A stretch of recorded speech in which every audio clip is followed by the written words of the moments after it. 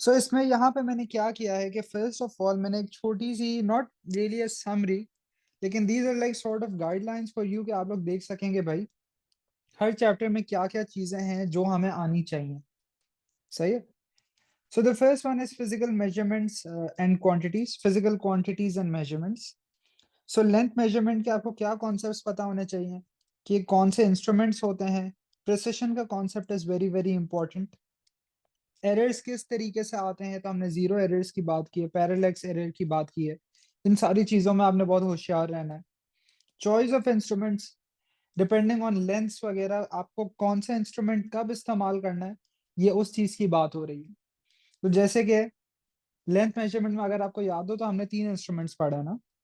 We have the metre rule, we have the micrometer, we have the tape measure. तो मैंने आप लोग को बताया था कि भाई टेप मेजर कब यूज होता है कि या आपकी लेंथ 1 मीटर से ज्यादा हो या कर्व्ड हो, या ये दोनों चीजें हों, मतलब कर्व भी हो और 1 मीटर से ज्यादा भी हो। इस केस में यूज होगा 1 मीटर के अंदर अंदर स्ट्रेट लेंथ होती है, हम मीटर रूल इस्तेमाल करते हैं। And for very very small readings we use the micrometer. Averaging of a micrometer is an important concept, जो हमने कहा था कि भाई अगर एक स्फीयर का हम डायमीटर मेजर कर रहे हैं, so you place the micrometres at different readings and average, वो वाले जो सारे कॉन्सेप्ट्स थे। Let's see if I can show you दोस। अच्छा सो आई थिंक बल्कि है यहाँ पे। सो ये वाले जो कॉन्सेप्ट्स है कि भाई एवरेजिंग के लिए आप किस तरीके से, how do you work through this.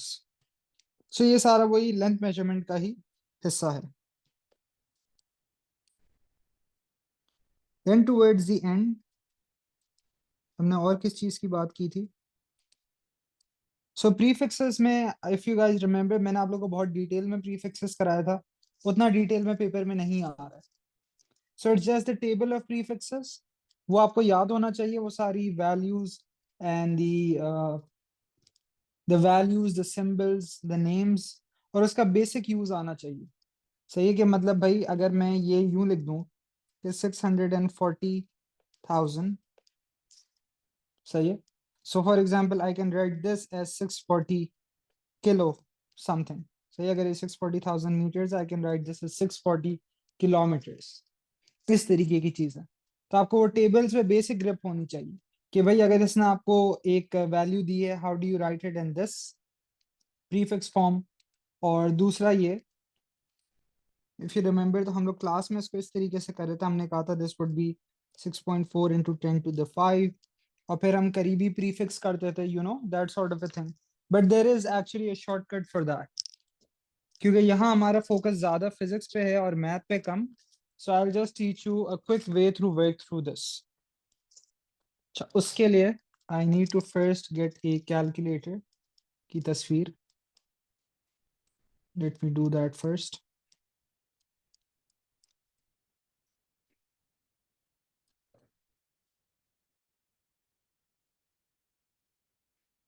तो देखिए यही चीज मैंने अपने ट्यूशन वाली क्लासेस में भी बताई हुई है। So just ignore what's here on the display, इसको अभी इग्नोर कर दें। ये स्टेप्स देखें। तो आपने अगर कोई भी चीज को if you have to enter it कि भाई उसका प्रीफिक्स फॉर्म क्या है, सही है, तो आप क्या कर सकते हैं कि आपने सबसे पहले वो नंबर एंटर करना है। सो जैसे कि अगर 9.8 इंटू 10 टू द नेगेटिव 3 है, आप कैलकुलेटर में ये एंटर करें। So write it with me right now, 9.8 into 10 to the negative 3। सही है। अब उसके बाद you can use the E N G button. E N G button आप दबाएंगे, so you get 10 to the negative 6 आता है, फिर 9 आता है, फिर -12 आता है, एंड सो ऑन। सो यहाँ पे सिर्फ बताने का मकसद क्या है कि you can also use this to get the prefix form. अब जैसे आप लोग मेरे साथ एक काम करें, ये 216,000 डाले अपने कैलकुलेटर में, 216 और 30, कोई नंबर आ रहा होगा, press the E N G button. So you can see कि ये जो है this is written as 216 into 10 to the power of 3। 10 to the power of 3 के लिए कौन सा प्रीफिक्स होता है, kilo. So instead of this you just write kilo. ये इसका एक आसान तरीका है। सही है, this is like a hack. So वापस आते हैं प्रीफिक्सेस पे। सो प्रीफिक्सेस में ये बेसिक चीजें पता होनी चाहिए। टाइम मेजरमेंट में क्या है, again instruments, you have the analogue clock, you have the stop watch, precision के ideas. timing of a pendulum is by far the most important part on this. कि हम क्या करते हैं कि भाई हम 20 ऑसिलेशन का टाइम लेते हैं, वो भी 3 बार लेते हैं, then we add all the readings, we divide by 3, लेकिन वो एवरेज टाइम है 20 ऑसिलेशन का, so then we divide by 20 again to get the time period of one oscillation. Scalars vectors में आपके पास इन दोनों का डिफरेंस पता होना चाहिए, और आपके पास एग्जाम्पल्स होनी चाहिए, और इन्हें ऐड किस तरीके से करते हैं, जो हम लोग केसेस कर चुके हैं, ये वो चीजें हैं. ठीक है. स्केलर्स वेक्टर्स, ये आपको याद होगा शुरू में फिजिकल क्वांटिटीज में हमने इसकी इतनी बात नहीं की थी, थोड़ा सा I kept some details hidden, लेकिन बाद में फिर हम फोर्सेस पाए तो हमने इसको पूरा तफसील में देख लिया. सो ये वाले मैंने कुछ सवाल आप लोगों को करने को कहे थे, ये इसके आंसर्स मुझे बताएं.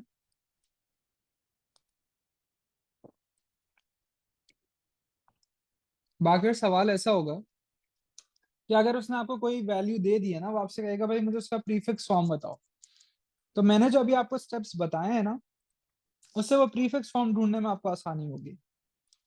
कैलकुलेशन के सवाल मे बी हो, मे बी ना हो, लेकिन what's important is the values of the prefixes, उसके वैल्यूज क्या हैं, सिंबल्स क्या हैं, नाम क्या हैं, वो चीज जरूरी है. अच्छा जी, सो इसमें इट वाज सब what is the length of the rod. तो ये मैंने कुछ ऐसे ही एग्जांपल क्वेश्चंस कंपाइल किए थे. इस तरीके का सवाल something like this is on the paper. तो यहाँ पे ये बताया गया है कि भाई ये 10 सेंटीमीटर है, और बीच में यू सी 5 डिविजन्स, तो इसका मतलब है ईच वन इज 2, तो ये 2 पे रखा हुआ है, और इसका आगे वाला एंड 9 पे रखा हुआ है, तो इसका लेंथ कितना हो गया फिर? Length would be 7.0. ठीक है. Which measuring devices are most suitable for determining the length of a swimming pool and the thickness of aluminum foil? Thickness of aluminum foil is बहुत छोटी सी लेंथ. भाई ये जो भी है प्लीज थोड़ा सा वेट कर ले, पहले फिजिकल मेजरमेंट्स कर रहे ना, आहिस्ता आहिस्ता सबके थ्रू जाएंगे, कोई मना थोड़ी कर रहा हूँ. सो फिजिकल मेजरमेंट्स में right now we are looking at this MCQ. तो थिकनेस ऑफ एल्यूमिनियम फॉइल के लिए क्या यूज करेंगे? माइक्रोमीटर. क्या एक स्विमिंग पूल की length can you measure using a ruler? No. 1 metre से काफी ज्यादा होती है. आप लोग की क्लास में मैं लाया था ना metre rule, so it's going to be a tape measure. सही है. The diagram shows part of a micrometer. What is the smallest reading that can be achieved using this micrometer? इस माइक्रोमीटर में सबसे छोटी रीडिंग क्या है? जवाब बताएं. This is exactly the micrometer we saw in class, the one we use in our problems as well.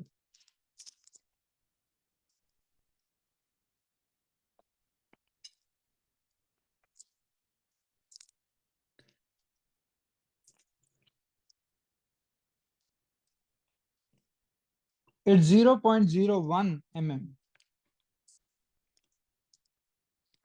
सही है. क्योंकि यहाँ पे हमने ये बात की थी ना कि जो आपका थिम्बल या जो रोटेटिंग स्केल होता है, इसमें सबसे छोटी रीडिंग है 0.01. सही है. इस तरीके के सवाल याद करें तो आपकी वर्कशीट में भी थे, the very first worksheet we did this year.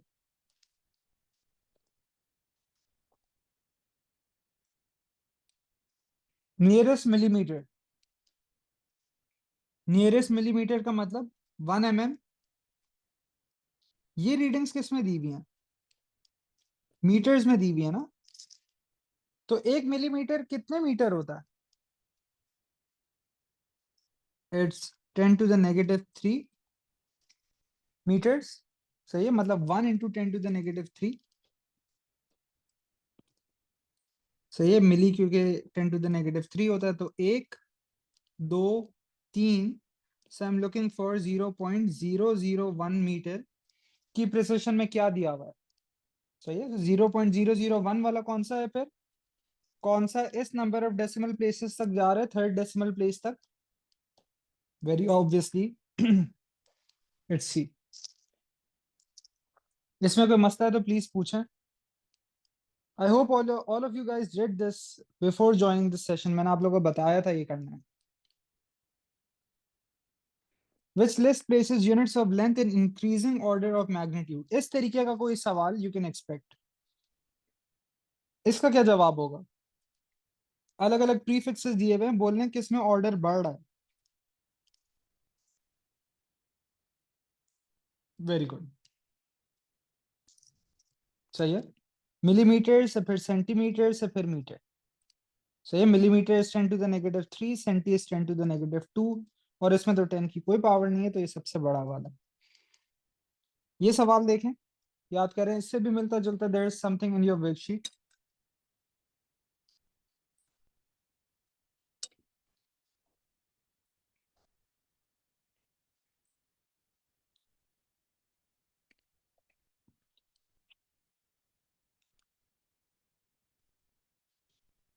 This is not 155 seconds. This is 1 minute 55 seconds. So 60 plus 55, 115.20 second है ये. Minus 45.20 second, which was the start time, is going to give you this. बहुत अच्छा. बच्चों, किसी को अगर इसमें मसला है तो please ask me to stop.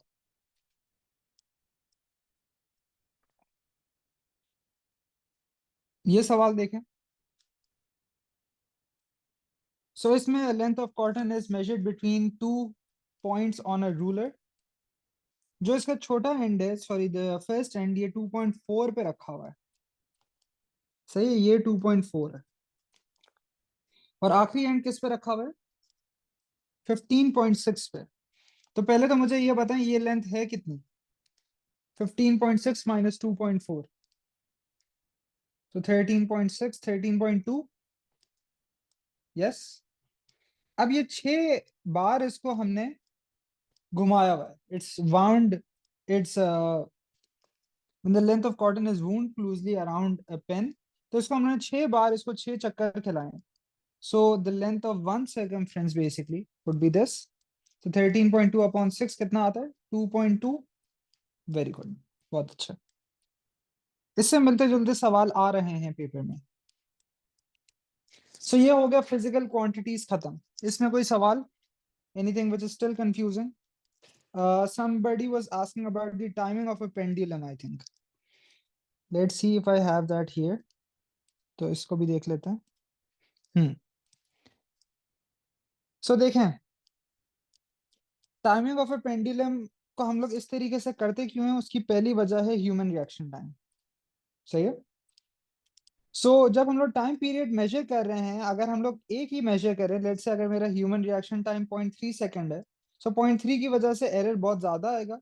लेकिन अगर मैं उसी ह्यूमन रिएक्शन टाइम को लेकर ज्यादा ऑसिलेशन मेजर करूंगा, तो वो परसेंटेज एरर कम हो जाएगा. तो सबसे पहले आपने टाइम पीरियड 10 ऑसिलेशन का मेजर करना है, एक का नहीं. और वो भी एक बार नहीं, 3 बार. So what you will have is 10 readings, sorry 3 readings of 10 oscillations each. सबको ऐड करके डिवाइड बाई 3 कर देंगे, आपके पास एवरेज टाइम आ जाएगा 10 ऑसिलेशन का. 10 ऑसिलेशन का टाइम आ गया, आपको एक ऑसिलेशन का चाहिए. So you divide by 10 to get the time for one oscillation. अगर कभी एग्जामिनर आपको चाह रहा होगा कि आप ये स्टेप्स लिखें, वो ये वर्ड यूज करेगा, how to accurately measure the time period of a pendulum. सही है. Well done, happy?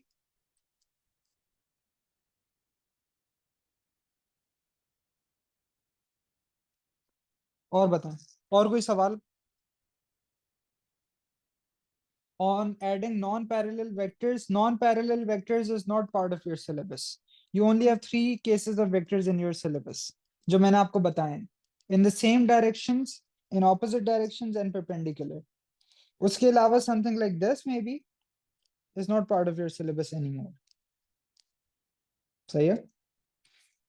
अच्छा जी. Mass weight density, and I hope कि जैसे मैं ये रिवीजन करा रहा हूँ, आप लोग अपने नोट्स के थ्रू जाके ये सारी चीजें देख रहे हैं. So mass weight density is the second chapter we covered in that order. मास में आपको क्या पता होना चाहिए भाई? इसका डेफिनेशन. मास का definition, remember, it's the amount of matter in a body at rest relative to the observer. ये कहना जरूरी है इस तरीके की डेफिनेशन में. दूसरा मार्क वो at rest relative to the observer कहने का है. वो नहीं कहेंगे, एक मार्क हो जाएगा. मास के यूनिट्स ऑब्वियसली केजीज, स्केलर है या वेक्टर है, मास इज अ स्केलर।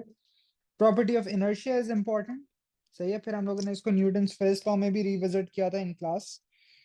और मास मेजरमेंट के लिए क्या इंस्ट्रूमेंट्स यूज होते हैं? So you have the two balances, आपके पास बीम बैलेंस होता है और इलेक्ट्रॉनिक बैलेंस होता है, ठीक है। तो ये मास की कुछ बातें हो गई। इसी तरीके से वेट पे आए तो वेट में आपको डेफिनेशन पता होनी चाहिए वेट की। So weight is the gravitational pull exerted by the earth on an object, सही है। वेट के यूनिट्स आर न्यूटन्स। वेट एक फोर्स है, so it's a vector. Weight की इक्वेशन W इक्वल्स mg। और वेट मेजरमेंट के लिए हम इस्तेमाल करते हैं spring balance, what is called in your syllabus as a force metre,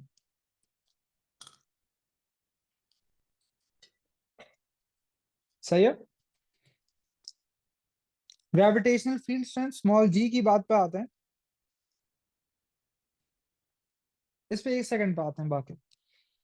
gravitational field strength small g is W upon m। इसका मतलब क्या होता है? जैसे हम लोगों ने कहा था कि भाई small g on earth is 9.8 Newton पर केजी। तो इसका मतलब है 1 केजी के ऑब्जेक्ट पे अर्थ 9.8 न्यूटन की फोर्स लगाता है। Relation with acceleration due to gravity, this is also very important. आपको ये पता होना चाहिए कि अगर मैं स्मॉल g की बात करूं तो एक्सेलरेशन ड्यू टू ग्रेविटी और ग्रेविटेशनल फील्ड स्ट्रेंथ एक ही चीज है, लेकिन इनके सिर्फ यूनिट्स का फर्क है। अगर मैं एक्सेलरेशन ड्यू टू ग्रेविटी की बात करूंगा तो मैं ये लिखूंगा, और इसका अंदाजा आपको सिर्फ यूनिट्स देख के होगा। और अगर मैं ग्रेविटेशनल फील्ड स्ट्रेंथ की बात करूंगा तो मैं न्यूटन पर केजी लिखूंगा, ठीक है। सो ये भी पता होना चाहिए ग्रेविटेशनल फील्ड स्ट्रेंथ की जो डेफिनेशन है कि आपके पास it's what the force exerted per unit mass, वो वाली चीज। और variation with height slash mass लिखा है मैंने। ये मैंने क्यों लिखा है, and again let me take you back to those notes that we were talking about.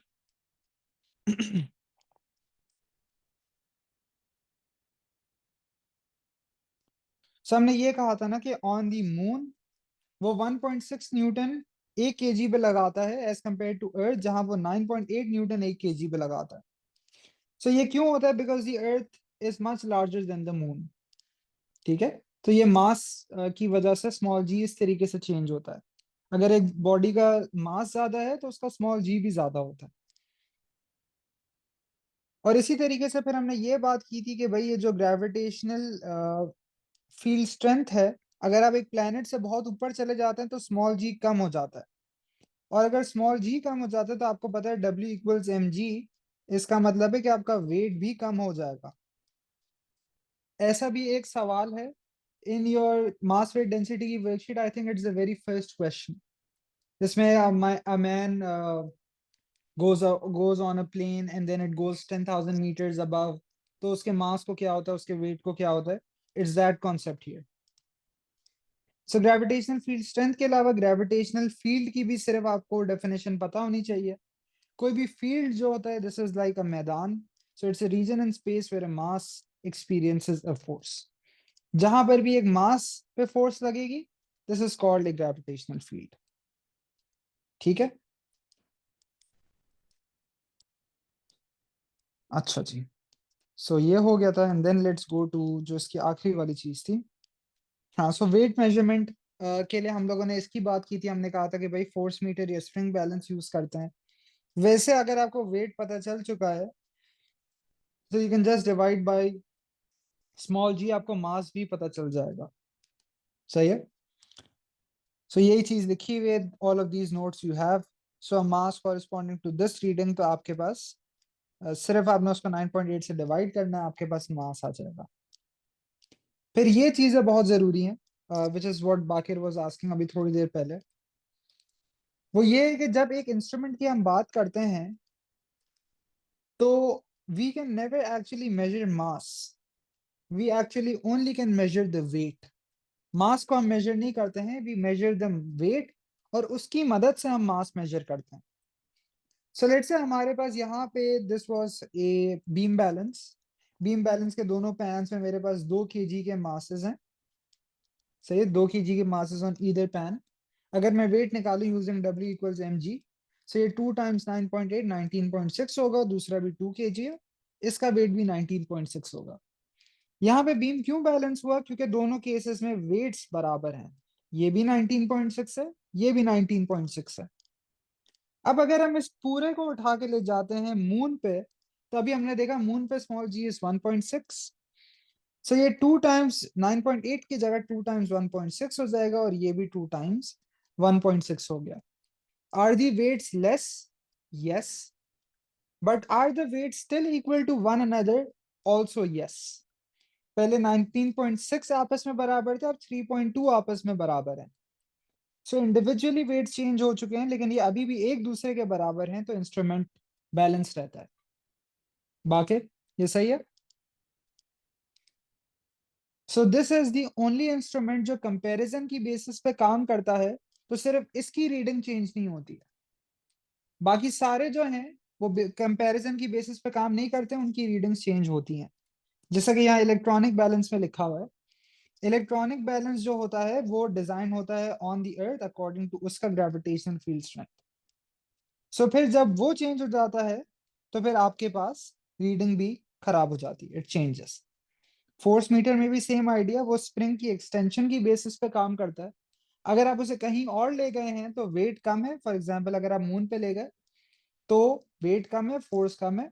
अब आपने इलास्टिक डिफॉर्मेशन भी पढ़ लिया है, तो उसकी एक्सटेंशन कम होगी ना, तो रीडिंग भी चेंज हो जाएगी। सही है। फिर ये वॉल्यूम मेजरमेंट की कुछ बातें वगैरह ये बाद में डेंसिटी में काम आती है। So volume of a liquid, ये चीज जरूरी है, याद करें, ये आपके पास एक पेपर में भी आया था, पैरेलैक्स एरर का idea. Volume of an irregular solid, I think ये तो बहुत आसान सी चीजें हैं, जो डेंसिटी वगैरह निकालने की जो एक्सपेरिमेंट्स वगैरह हैं, दैट्स वेरी इजी, मैंने उस क्लास में ही बहुत प्रैक्टिस की है।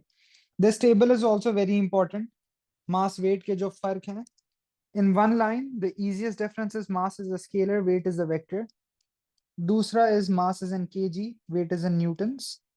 मास जो होता है स्मॉल जी के साथ चेंज नहीं होता है, वेट चेंज होता है। और जो आपके पास मास होता है, this is measured using a balance, so either a beam balance और an electronic balance. Weight is measured using a force meter. ठीक है। सो ये सारे कॉन्सेप्ट्स की फिर बात हो गई इस तरीके से। इसमें कोई सवाल? सो डेंसिटी के बारे में कुछ चीजें यहाँ पे फिर। जी, mass is a basic quantity, weight is derived, yes. Additionally mass is a scalar, weight is a vector.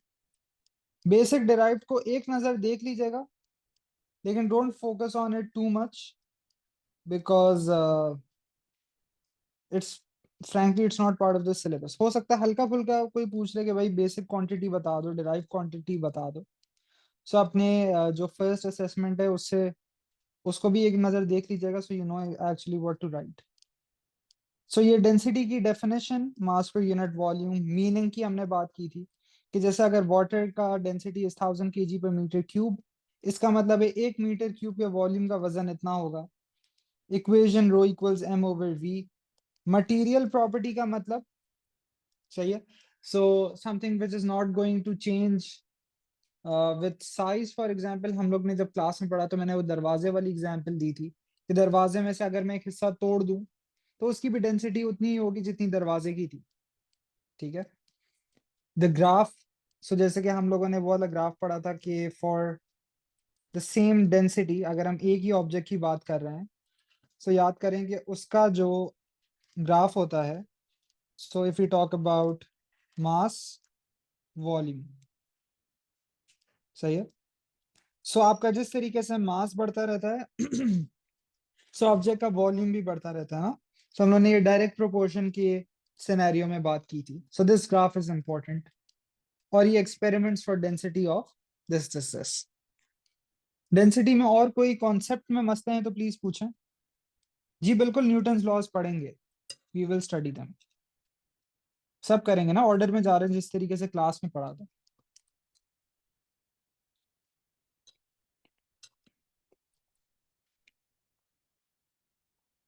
इसमें और कोई सवाल?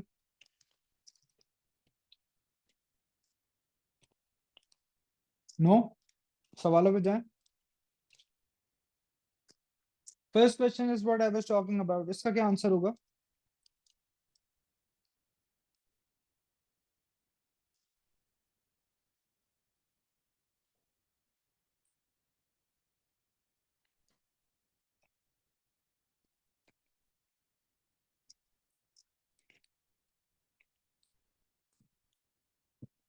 Very good. 10,000 मीटर ऊपर गया, स्मॉल जी कम होगा तो डब्ल्यू भी कम होगा, लेकिन मास को कुछ भी नहीं होगा। Remember we also did this question, question number 2।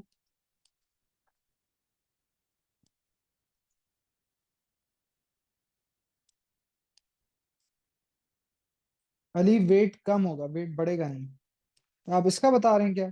अच्छा जी। सो इसका it was 320 as far as I remember. Anybody has problems with this, please ask. क्योंकि मैंने क्लास में भी बहुत डिटेल में कराया था, so I don't think it should be. Question number 3, याद करें तो हमारे पास क्लास में एग्जैक्टली ऐसे एक मैंने एल्यूमिनियम और आयरन वाला आई थिंक एक सवाल कराया था। सो stone of mass this much is density this, वो कह रहे हैं और ऐसा कौन सा मास ऑफ ऑयल है which has the same volume as the stone. So using the density equation, rho equals M over V, so v equals m over rho, हम लोग ये मास वॉल्यूम निकालेंगे और फिर उसी वॉल्यूम को इस डेंसिटी इक्वेशन के साथ रख के हम लोग वो मास मालूम कर सकते हैं। क्वेश्चन नंबर 2 की कैलकुलेशन, ऑल राइट। तो देखें, इसने बताया mass of one paper clip is 0.5 grams and the mass of some number of paper clips is 20। हमें नहीं पता कितना है, सही है। तो मैं कह सकता हूं कि भाई किसी एक का वॉल्यूम जो था, and again in questions like this you need to be very clear on, आप एक पेपर क्लिप की बात करें या वो सारे नंबर ऑफ पेपर क्लिप्स की बात कर रहे हैं। लेट्स से मैं यहाँ पे वो सारे नंबर ऑफ पेपर क्लिप्स की बात कर रहा हूँ। So let's say I have n number of clips here. तो अगर एक का मास 0.5 ग्राम है तो n का मास क्या होगा? 0.5n। So when I use rho equals m over v, my rho is 8.0, my mass would be 0.5 times n for n number of paper clips, और उस n number of paper clips का volume कितना है? 20। सही है। So when you just rearrange this, आपके पास answer आ जाएगा 320। ठीक है रवाहा।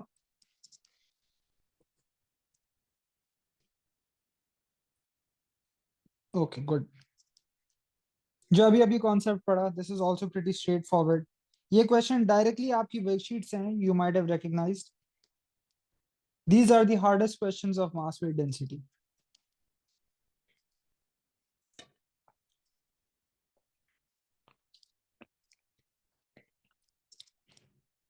Very easy. ये भी किया हुआ है as far as I remember, this was D। सही है। इसमें क्या करना था, उसने पूछा था स्मॉल जी सबसे ज्यादा कहाँ है, तो small g is W over M, ये डेफिनेशन है इसकी। So use W upon M for हर रो जहां जी सबसे ज्यादा आता है, इसकी करेक्ट आंसर। ये वो ग्राफ है जिसकी अभी हम बात कर रहे थे।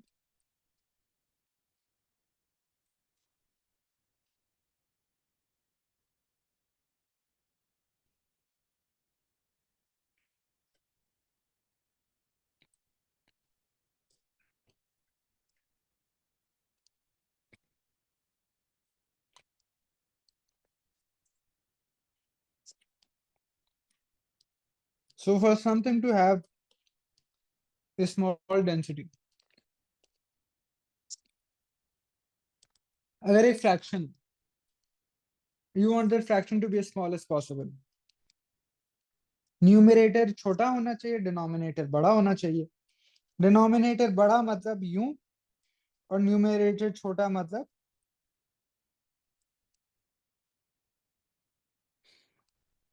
Yes. You should not say force divided by mass, you should say force exerted per unit mass.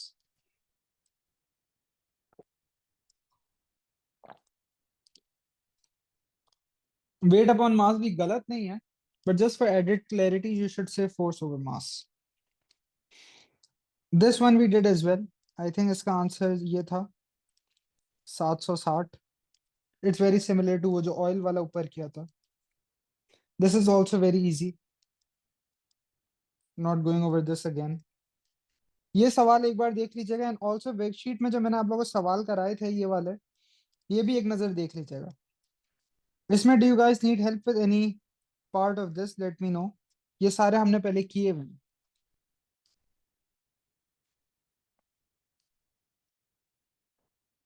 बताएं अगर इसमें कोई मसला है तो।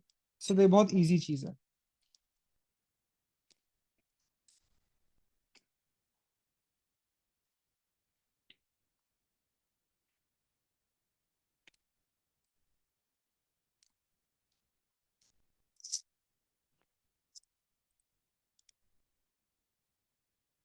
अच्छा, whoever is here please message me with a, what do you call it, please message me with your name and your section just so I have a record कि भाई हाँ वाकई आप लोगों ने क्लास दी थी।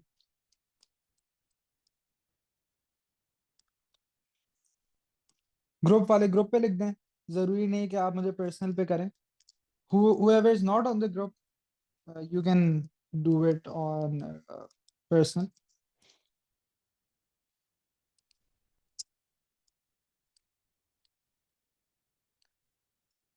तो ये हमारे कुछ दो टॉपिक्स हो चुके हैं, and now we are going to start with kinematics.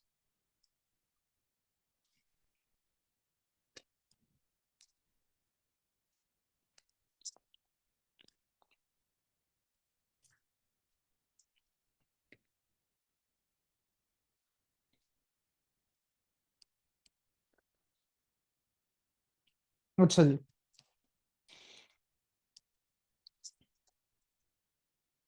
So kinematics में फर्स्ट थिंग्स फर्स्ट, आपको ये बेसिक चीजें पता होनी चाहिए, क्वांटिटीज वगैरह।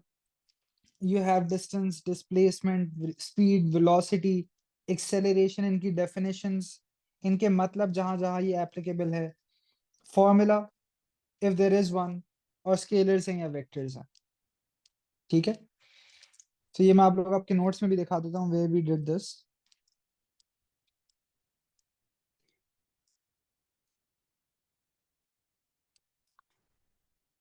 हम्म। तो सबसे पहले हम लोगों ने डिस्टेंस डिस्प्लेसमेंट से शुरू किया था। We were doing these questions. सही है। This is an important concept by the way. You have something similar to this in your paper as well. Hmm. Distance displacement का फर्क इज इम्पोर्टेंट। ये हम लोगों ने एक दो सवाल किए थे। से डिस्प्लेसमेंट कभी नेगेटिव हो रहा था, पॉजिटिव हो रहा था। स्पीड की जो डेफिनेशन थी, देखिए स्पीड क्या है। Speed is definition, speed is change in distance over change in time, right. तो हयान ये है ना, speed is change in distance over change in time. इधर यू कैन राइट दिस और you can right rate of change of distance. सिर्फ distance over time लिखेंगे मैं mark नहीं दूंगा। It's change in distance over change in time. ठीक है। Similarly velocity के लिए you can either write this और you can write change in displacement over change in time. Head to tail में थोड़ी देर में आते हैं, we'll do that in forces. Negative displacement का यहाँ पे सिर्फ ये आइडिया था कि वैसे अगर हम लोग डिस्प्लेसमेंट ईस्ट ऑफ ए कह रहे थे ना, तो अगर ऑब्जेक्ट यहाँ पे ए के लेफ्ट पे आ गया, so this is not east anymore, this is actually west. इस वजह से यहाँ नेगेटिव आ रहा था। अनदर इंपॉर्टेंट आइडिया कि अगर एक ऑब्जेक्ट घूम फिर के जहां से उसने स्टार्ट किया था वहां पे आ जाएगा, सो डिस्प्लेसमेंट बिकम जीरो। ठीक है। सो ये वाले फिर हम लोगों ने सवाल किए थे, एवरेज स्पीड, एवरेज वेलोसिटी। इसको फिर हम लोगों ने काइनेमैटिक्स डिक्शनरी के पर्सपेक्टिव से भी देखा था। एक्सेलरेशन आ जाता है। एक्सेलरेशन में याद रखें, it's rate of change of velocity not speed. सही है। You can also right change in velocity और चेंज इन टाइम। ठीक है। तो हयान आई होप मैंने आपके सवाल का जवाब दे दिया। एक्सेलरेशन का ये formula, this is important, v minus you over T, final minus initial over time. Acceleration के ये हमने 2 एग्जाम्पल क्वेश्चंस किए थे। 5 मीटर पर सेकंड स्क्वायर का मतलब है हर सेकंड इट्स इंक्रीजिंग बाई 5, तो पहले सेकंड में 5 से 10, फिर 10 से 15, फिर 15 से 20, so in 3 seconds it reaches this. Negative acceleration is deceleration, that sort of a thing. Then we did graph shapes. So भाई gradient की बात की थी. I hope everybody is right. Everybody is comfortable with gradients now.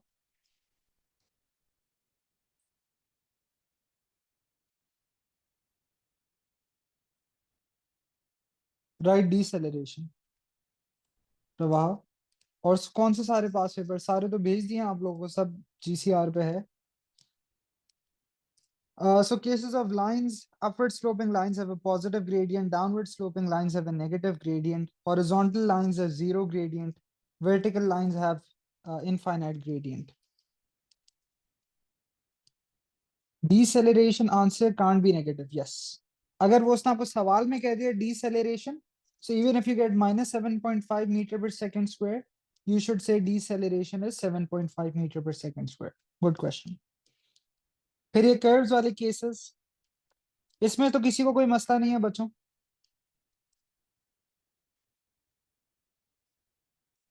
बताया मैं इस पे time लगाऊं या नहीं लगाऊं?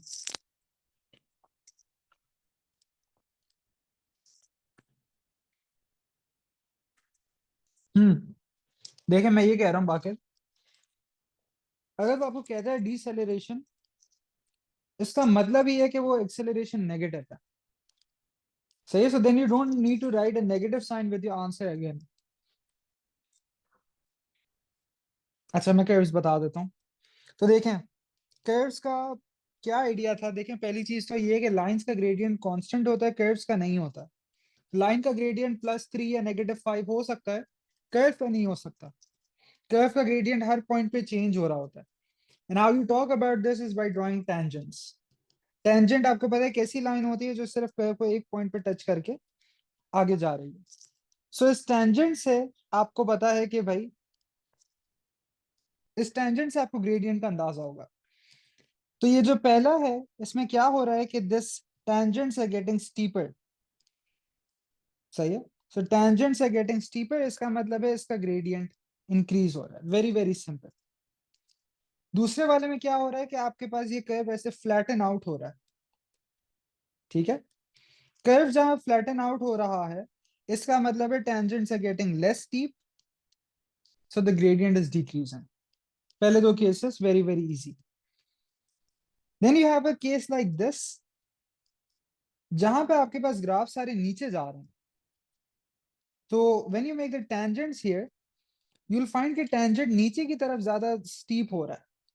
सो इसका मतलब है ग्रेडियंट बढ़ तो रहा है बिकॉज इट्स गेटिंग स्टीपर, लेकिन ये नीचे की तरफ है. सो व्हाट वी से इस ग्रेडियंट ज्यादा नेगेटिव हो रहा है. सही है. इन द लास्ट केस क्या है कि शुरू में टेंजेंट ज्यादा स्टीप है and then they are not as steep. So tangents are gradually sloping less downwards, so the gradient becomes less negative here. ठीक है. अब भी इसमें कोई सवाल?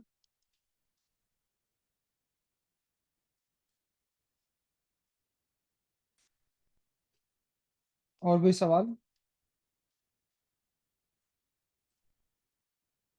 हायान, दिस इज डन. और किसने पूछा था? रवाहा, आपने पूछा था कर्व का. अब इसको उसके कॉन्टेक्स्ट में देख लेते हैं ना, केसेस के कॉन्टेक्स्ट में. Kinematics dictionary is important. सही है. ये सारे terms you already have these with you. ये ग्राफ्स का जो रिलेशनशिप होता है कि डिस्टेंस टाइम से स्पीड टाइम से एक्सेलरेशन में जाते हैं, so you are taking gradients. उल्टा रास्ते you are taking areas.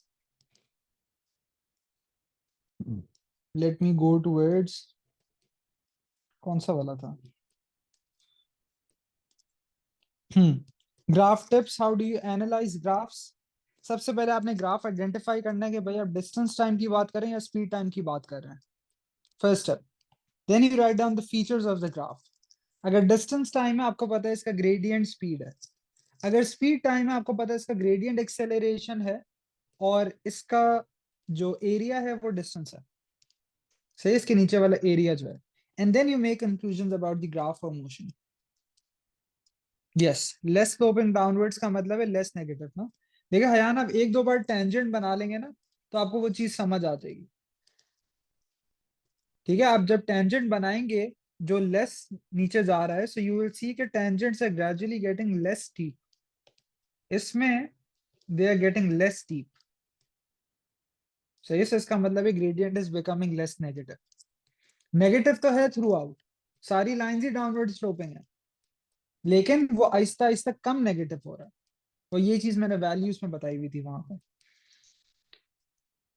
So an object at rest, at rest का तो मतलब हमें काइनेमैटिक्स डिक्शनरी से सीधा सीधा पता है, speed is zero. But for distance time this means के ग्रेडियंट जीरो है और हॉरिजॉन्टल लाइंस का ग्रेडियंट जीरो होता है। सो इसकी एक्चुअल रीजनिंग क्या है कि हो सकता है इसने कभी भी ट्रेवल नहीं किया था, कभी भी हिला ही नहीं था अपनी जगह से, या पहले कभी पास्ट में हिला था और अब नहीं हिल रहा। So all of these are possible. फिर ये कांस्टेंट यूनिफॉर्म स्पीड के देखे थे, again these things are already explained. Constant speed, so speed is constant, but gradient of a distance time graph is constant, so it means an upward sloping line. Object moving with constant acceleration, acceleration constant है, इसका मतलब speed time graph का gradient constant है, so it's positive and constant. और यहाँ पे because distance time graph का gradient है स्पीड, सो स्पीड बढ़ रही है तो ग्रेडियंट बढ़ रहा है, so आपके पास ग्राफ ऐसा बनता है। Tables are also really important for your exam. फिर इसी तरीके से कांस्टेंट डीसेलेरेशन का मतलब है स्पीड कम हो रही है, सो स्पीड इज डिक्रीजिंग, इसका मतलब है gradient of a distance time graph should be decreasing, so it's going like this. सही है, डीसेलेरेशन करते हुए भी अब हमने स्टॉपिंग थिंकिंग ब्रेकिंग डिस्टेंस भी पढ़ा है। गाड़ी पे जब ब्रेक लग भी रहा होता है तब भी थोड़ा बहुत डिस्टेंस तो कवर हो रहा होता है ना, it's that idea. Distance time graph कभी भी आपके पास नीचे नहीं जा सकता। टेबल्स में आंसर दिखाना जरूरी नहीं है, टेबल्स एमसीक्यूज में कहे जाएंगे and then you are asked to for example से कि यार ये कौन सा केस है, that sort of a thing. But you should have an idea of the tables as well, अंदाजन पता हो कि हाँ यार ये इस तरीके से होगा। अगले चार केसेस में it's just the speed time graphs. Increasing acceleration का मतलब ग्रेडियंट बढ़ रहा है, डिक्रीजिंग एक्सेलरेशन का मतलब ग्रेडियंट कम हो रहा है, इंक्रीजिंग डीसेलरेशन का मतलब gradient is getting more negative, so it's that curve. Decreasing acceleration का मतलब gradient is getting less negative. सही, ये सारी चीजें एक्सेलरेशन ड्यू टू ग्रेविटी की थोड़ी बात है। सर डिस्प्लेसमेंट ग्राफ नीचे जाता है, yes but that's not in your syllabus. सही, डिस्प्लेसमेंट ग्राफ आपके सिलेबस में नहीं है। सो ये एक्सेलरेशन ड्यू टू ग्रेविटी के concepts, what we just talked about, acceleration due to gravity and gravitational field strength have the same value but different units. अब इसके सवालों पे आ जाते हैं। काइनेमैटिक्स की हमने अच्छी खासी प्रैक्टिस की है, ये कुछ सवाल मैंने भेजे थे।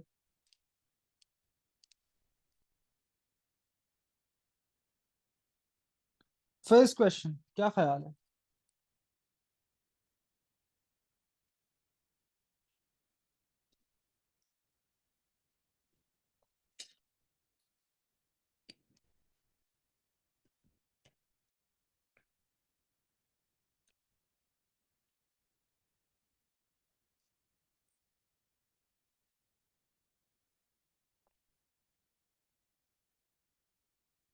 यस, ठीक है, अब हमने टर्मिनल वेलोसिटी पढ़ लिया ना अली,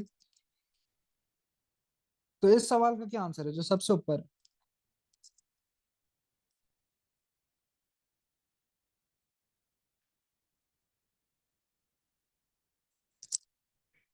अच्छा खासा ट्रिकी क्वेश्चन है ये।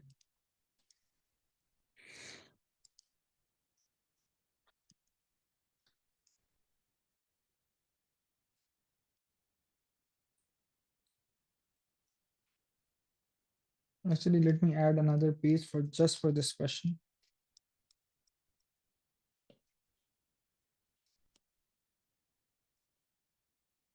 ओ, ये वो है ना, चलें कोई नहीं।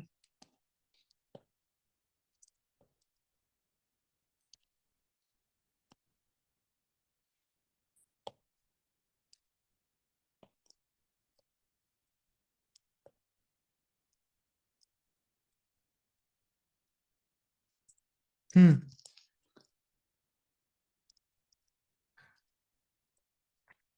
A car of mass 1000 kg is traveling down a steep hill, brakes fail, and the driver uses a horizontal sand-filled car safety road to stop the car. Car enters at the speed of this much, experiences a constant stopping force of this much. How far does the car travel before coming to rest? तो ये देखें, ये कह रहा है कि भाई ये एक गाड़ी है, ये जा रही है आगे, लेकिन जो फोर्स है ये स्टॉपिंग फोर्स है. So you know obviously this must be in the opposite direction. ये कितनी फोर्स है? ये 2500 न्यूटन की फोर्स है. ये एक ही फोर्स है, इसका मतलब ये ही रिजल्टेंट फोर्स है.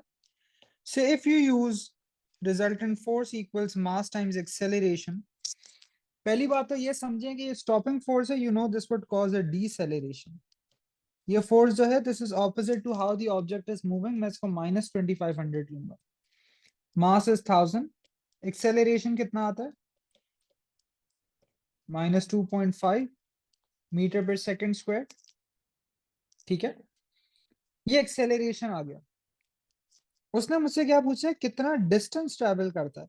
तो acceleration is v minus you over T. पहले ये निकाल लेते हैं, हमें क्या क्या निकाल सकते हैं. So acceleration is -2.5, final velocity is 0. इसने स्टार्ट किया था 10 से, तो मैं ये टाइम निकाल सकता हूँ ना. सो ये टाइम कितना आता है? -10 ओवर -2.5. सो ये टाइम है हयान. दिस इज 4 सेकेंड्स का टाइम. वो पूछ रहा है कि वो 4 सेकेंड में उसने ट्रेवल कितना किया है. Now for this you can use a graph. So इसमें आपके पास you basically can make a speed time graph to calculate the distance. So यहाँ पे आप कहाँ से कहाँ जा रहे हैं? आप 10 से आपने स्टार्ट किया था और आप कहाँ तक गए? So you started from 10 and at the end of 4 seconds you are at just. So for the distance you really need this area. ये पूरा एरिया चाहिए. सो ये क्या है? ट्रायंगल है. So what? Half into base into height. तो ये कितना आएगा? 20 meters. ये आंसर था इसका. This was not easy. इसमें जिसको ग्राफ अच्छा नहीं लगता वो ये भी यूज कर सकता है कि एवरेज स्पीड निकाल ले. कि मतलब ये 10 है and it linearly goes to 0. So 10 और 0 का average 5, and then 5 times 4 will also give you the same answer. सही है, डन. फिर ये वाला सवाल I think we did something like this, if not exactly this in class. Average speed. So ये अच्छा, ये सवाल was also there in the quiz. A lot of people made this mistake कि भाई average speed is total distance over total time. सही है, इसमें आप ये सारे ऐड नहीं करेंगे, ये है ही एंड में टोटल. ठीक है. So 300 over 250, whatever this turns out to be, I think it's this.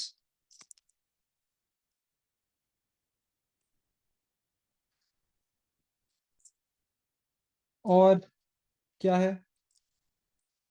This one is done. ये देखें.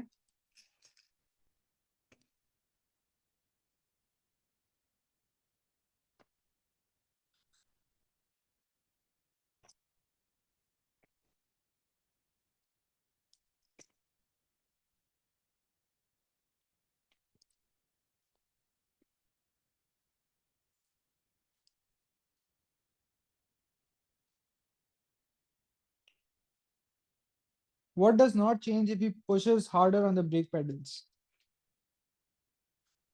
बहुत अच्छा. ब्रेकिंग फोर्स भी चेंज होगा, ब्रेकिंग डिस्टेंस चेंज होगा, तो जाहिर सी बात है स्टॉपिंग डिस्टेंस भी चेंज होगा, लेकिन थिंकिंग डिस्टेंस को कुछ नहीं होगा. ये देखें.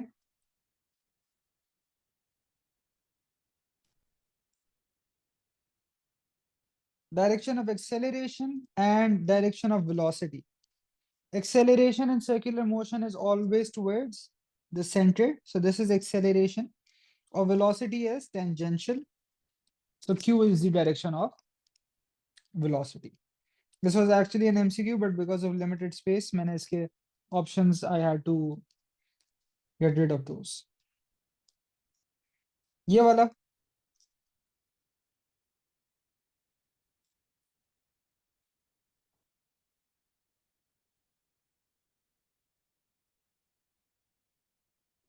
नहीं, mics will not be enabled बच्चों, आप लोगों ने जो पूछना आप लोग WhatsApp पे पूछो. अब्दुल रहमान अहमद ग्रुप पे पूछे. Write out your answers. Write out your questions. Vacuum में गिर रहा है. सही है. वैक्यूम में गिर रहा है इसका मतलब एक्सेलरेशन ड्यू टू ग्रेविटी एक कांस्टेंट है. सो स्पीड टाइम ग्राफ का gradient is a constant. So it's speeding up. प्रवाह बी क्यों होगा भाई?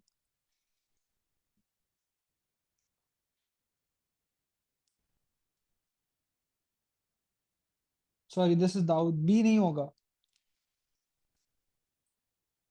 बी तब होता अगर इसमें एयर रेजिस्टेंस होता. ये इवैक्यूएटेड ट्यूब है. This is a vacuum.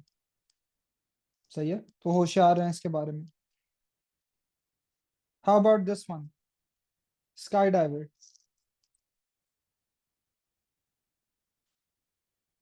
Vacuum क्यों नहीं पढ़ा था? काइनेमैटिक्स के सबसे एंड में जो किया था वो वैक्यूम ही तो था.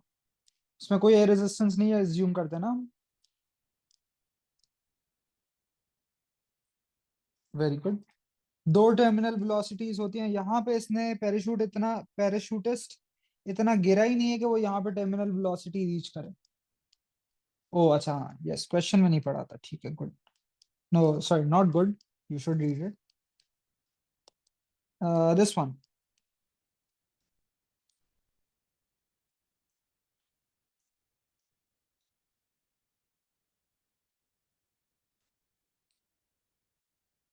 100 सेकंड में 160 स्टेप्स लेता है बेसिकली.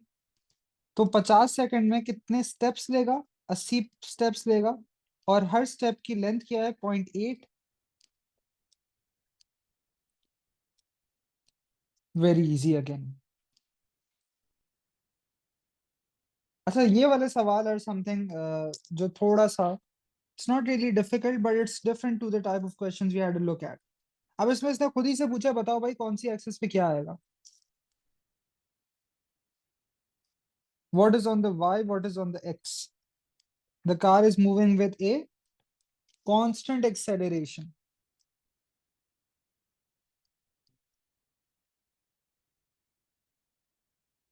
अगर कांस्टेंट एक्सेलरेशन है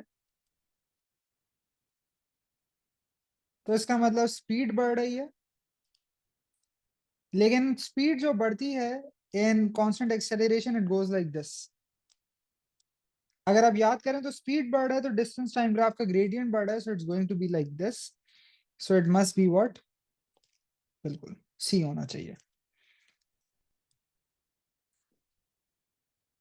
ए में ऑर्डर देखें ना. It's suppose to be x axis पे टाइम. ये देखें. Walks from X to Y, Y to Z and then back to X. Total distance in सब का sum 5 12 13 would be 30. But total displacement is 0 क्योंकि ये वापस जहां से इसने स्टार्ट किया था ये वापस वहां आ चुका है. यस.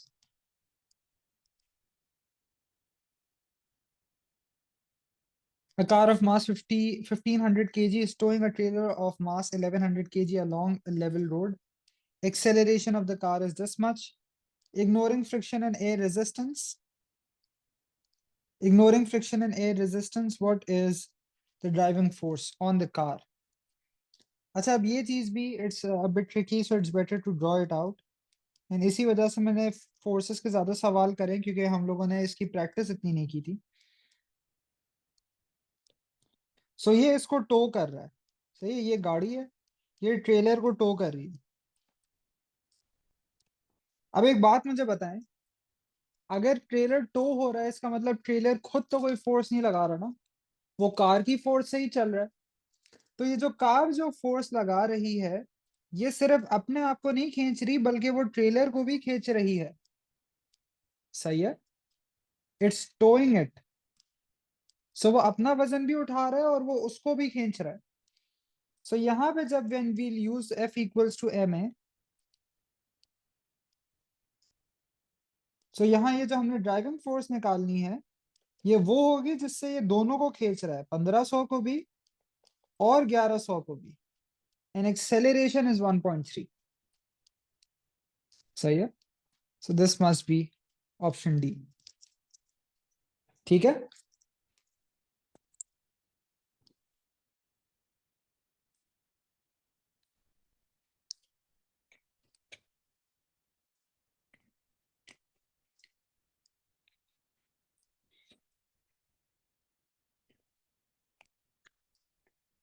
हम्म।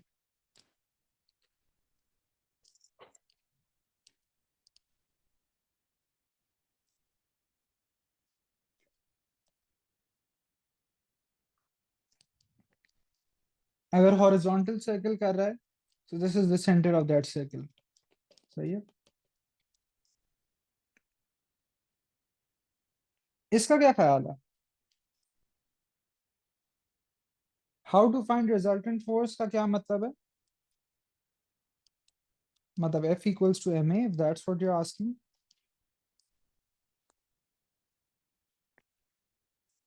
इसमें कह रहे कांस्टेंट हाइट पे है लेकिन स्पीड गेन कर रहा है। स्पीड गेन करने का मतलब एक्सेलरेट कर रहा है। अगर एक्सेलरेशन है, इसका मतलब बाय न्यूटन सेकंड लॉ कोई ना कोई रिजल्टेंट फोर्स भी है। सही है।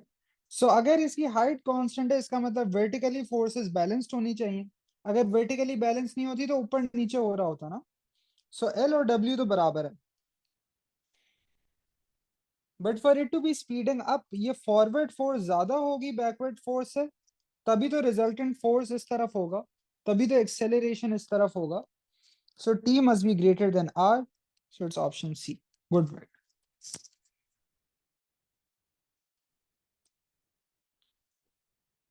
सही है। Firework rocket, this is more about labelling of free body diagram पे फोर्सेस। ये देखें।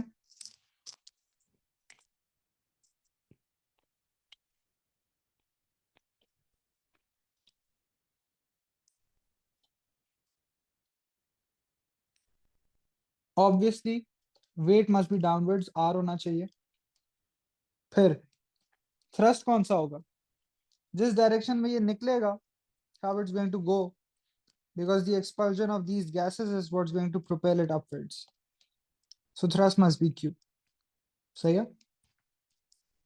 Oh, sorry. Thrust must be q. Air resistance must be opposite to the direction of motion. So that must be S.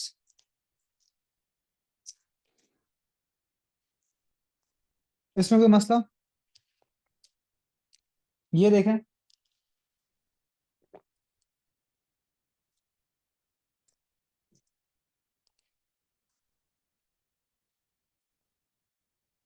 Force of constant which statement is true? ये constant speed पे है। How about A, force of constant size? ये बिल्कुल ठीक बात है कि जो ये फोर्स होती है इसका साइज सेम होता है, फोर्स का मैग्नीट्यूड सेम होता है basically. But does it act in the direction of motion? क्या फोर्स यूं होती है? The answer is no. Force of constant size acts on P towards O. This is correct. ठीक है। Force on P varies in size. ये गलत है। अभी जो हम लोगों ने इसके फैक्टर्स की बात की है, सो फोर्स किस किस चीज पर डिपेंड करता है? So force depends on mass, speed and radius. अगर ये सारी चीजें सेम है, इसका मतलब ये है कि वो फोर्स भी सेम होगा। So it's not going to vary. There is no resultant force, obviously wrong. Newton's third law is very very important with regards to your exam. इसके ऐसे तगड़े सवाल हैं आपके पेपर में। So Newton third law, Newton second law, इसको explain किस तरीके से करते हैं? How do you put it into words कि रिजल्टेंट फोर्स की वजह से एक्सेलरेशन होता है? Newton second law, Newton third law के पेयर्स आइडेंटिफाई करना, A on B, B on A, that's very very important. ये सवाल देखें।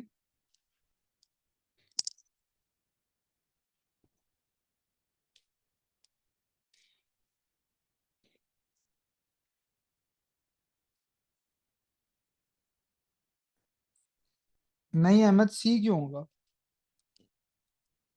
Force of foot on ball and ball on foot must be the same because of Newton third law ना, और direction opposite होना चाहिए इस चीज में, आप ठीक है। So it's going to be A. Drawing method of finding resultant force. अरे उसमें क्या है भाई, उसमें आपने स्केल सेलेक्ट करना है and then you just draw the lines. I can't do it on my iPad because obviously I can't show you guys the scale here. Question 21 वापस समझा देगी। 21 कौन सा वाला है? 21 पता नहीं कौन सा वाला है।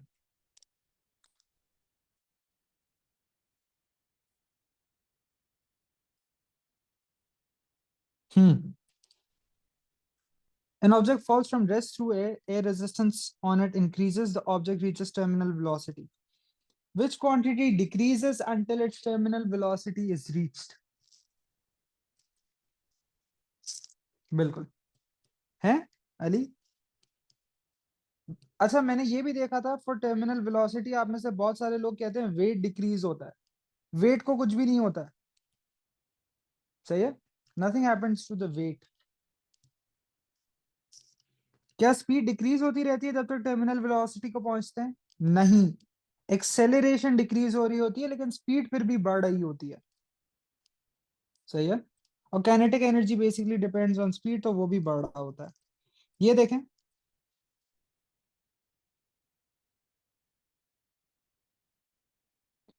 A force acts between the man's hands and the box. Another force acts between the man's feet and the floor.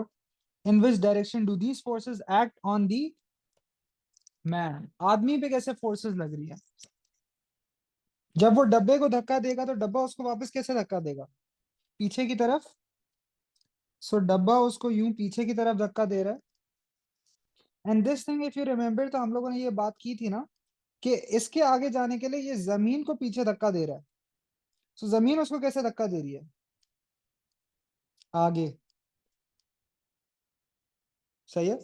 So force on man's hands towards the left, force on man's feet is towards the right. ये भी tricky सवाल था।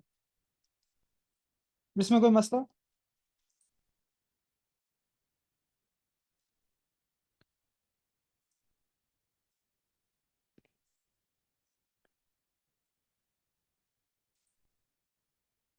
Right कैसे foot वाला?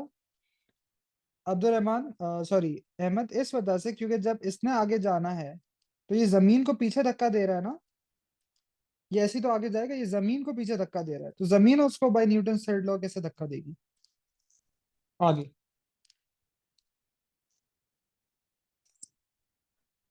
Okay, late me do this again.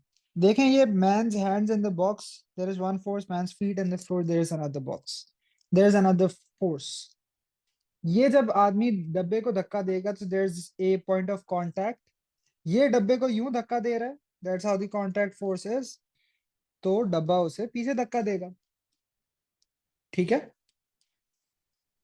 इसी तरीके से यहाँ पे ये अपने पाँव से जमीन को पीछे धक्का दे रहा है, so जमीन उसको आगे धक्का दे रही है। न्यूटन थर्ड लॉज है ना ये, याद करें, हम लोगों ने ये चीजें देखी हैं। सेंटर ऑफ ग्रेविटी और मोमेंटम नहीं आएगा। चल,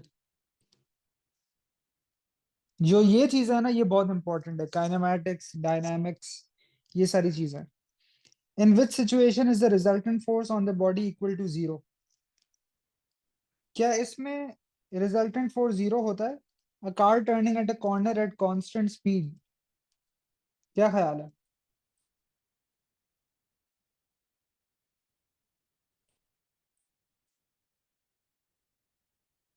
नहीं। ये सर्कुलर मोशन है ना, इसमें रिजल्टेंट फोर्स जीरो नहीं होता। अ रॉक फॉलिंग फ्रीली, नहीं, इसमें इसका वेट इस पे ऐड कर रहा है। अ train going up a straight hill at a constant speed in a straight line, अगर स्ट्रेट लाइन में कांस्टेंट स्पीड है, सो न्यूटन फर्स्ट लॉ के मुताबिक इसका मतलब है इस पे रिजल्टेंट फोर्स जीरो है। क्योंकि अगर कोई रिजल्टेंट फोर्स होता तो फिर कोई ना कोई एक्सेलरेशन भी होता। यहाँ पर तो इसने सीधा सीधा कह दिया एक्सेलरेशन है, सो इसमें रिजल्टेंट फोर्स नहीं है। सही है जी।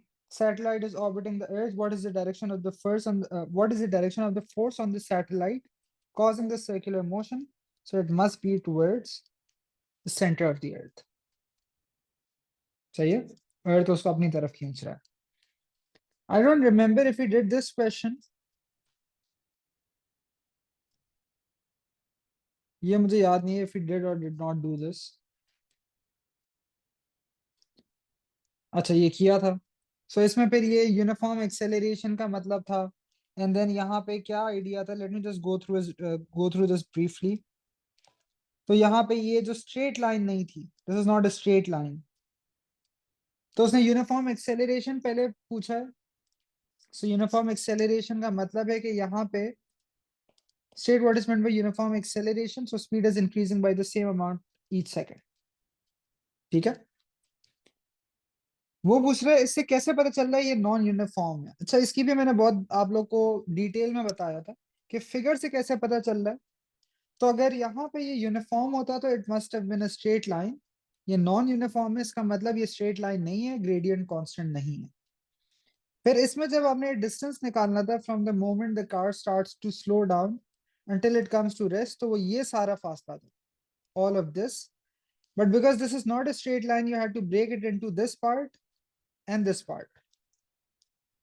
सही है. तो ये इस तरीके से करना था. इससे बहुत मिलता जुलता सवाल, if you remember, this was on your grand test. Describe the motion of the car. Because बहुत सारे लोगों ने इसमें गलती की थी. Let me just go through this once. This is a speed time graph. कभी भी जब इस तरीके के जवाबों के सवालों के जवाब लिखने हो, always refer to the time. मैं इसको यूं लिखता हूँ, time equals to 0 to 10 seconds. It's uniformly accelerating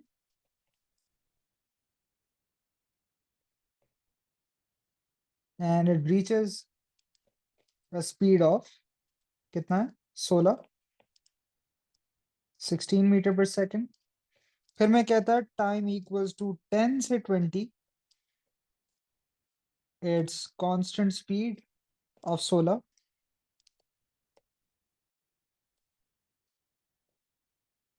फिर क्या है 20 से 24?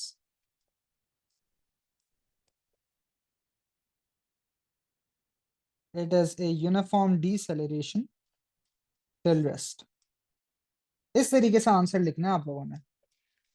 जरूरी नहीं है कि जब उसने डिस्क्राइब द मोशन कहा हो तो आप वैल्यूज की मदद से बताएं. That's not required. सही है. नहीं ना बताए ना अब्दुल रहमान, यही तो मैं कह रहा हूँ. अभी फौरन आपने यहाँ बताने की जरूरत नहीं है. ये सिर्फ डिस्क्राइब वाला सवाल है. Using 7.1 calculate the distance traveled by the car during 24 seconds. जी जी बिल्कुल पैराग्राफ बनाकर लिख सकते हैं. Paragraph is the better thing to do. Calculate distance. So distance would be all of this area. So यहाँ पे जब डिस्टेंस निकालना होगा, I personally use area of a trapezium all the time.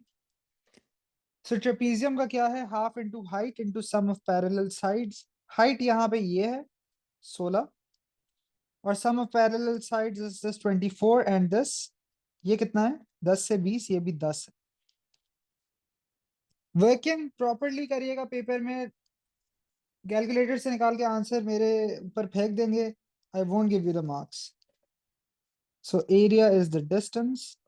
So half into height into a plus b is what some of you guys write. So half into 16 into a plus b कितना है? 10 plus 24. तो ये बताएं ये कितना आता है? Half into 16 into 10 plus 24. Ahmed deceleration क्या होती है मेरे भाई? नेगेटिव एक्सेलरेशन होता है ना. तो एक्सेलरेशन का ही फॉर्मूला है.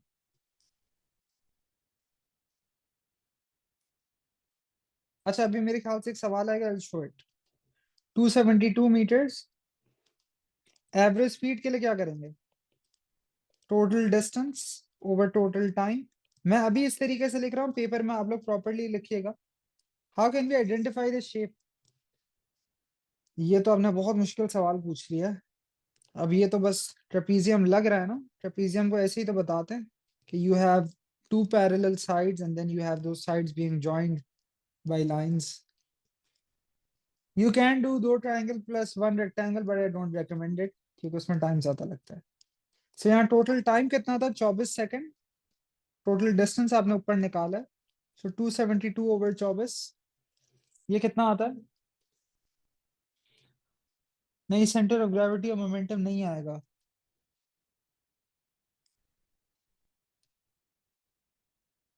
इसका जवाब बच्चों जल्दी बताएं।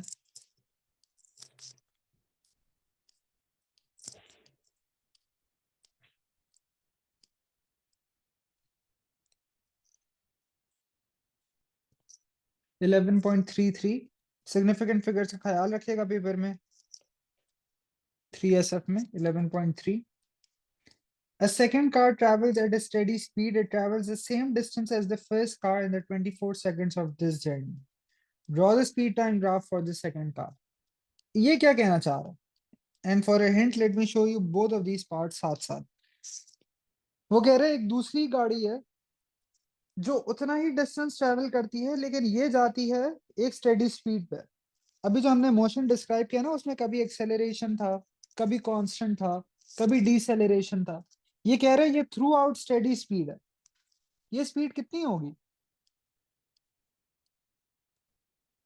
ज्यादा एवरेज स्पीड का जब मैंने आप लोगों को कॉन्सेप्ट बताया था, उसका मतलब क्या था? अगर आपने एक जर्नी को थ्रू आउट एक ही स्पीड पे करना हो, you would write that would be the average speed. So यहाँ पे जब आपने ये स्पीड टाइम ग्राफ बनाना है दूसरी गाड़ी के लिए, इसका मतलब है कि you would now draw the same graph at 11.3। तो 11.3 पे ये ग्राफ जो है आपका इस तरीके से स्ट्रेट लाइन हो जाएगा। पहले तो 11 लोकेट करना पड़ेगा। ये 9 होगा, this would be 9, 10, 11. No, this is not how this works. Difference of 4 units spread over 5 small boxes, so each box is 0.8. So ये है 8.8, 9.6, 10.4 और ये कितना आता है? 11.2 आता है ना। सो अंदाजन इस मार्क पे आप ये लाइन बना दें। This is that speed time graph. जी जी बिल्कुल शो करना है भाई, ये कैसे सवाल पूछ रहे हैं?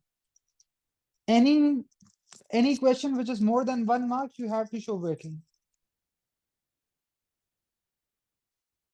अब्दुल रहमान ये क्या कर रहे हैं मेरे भाई? 16/24 ये कैसा आया?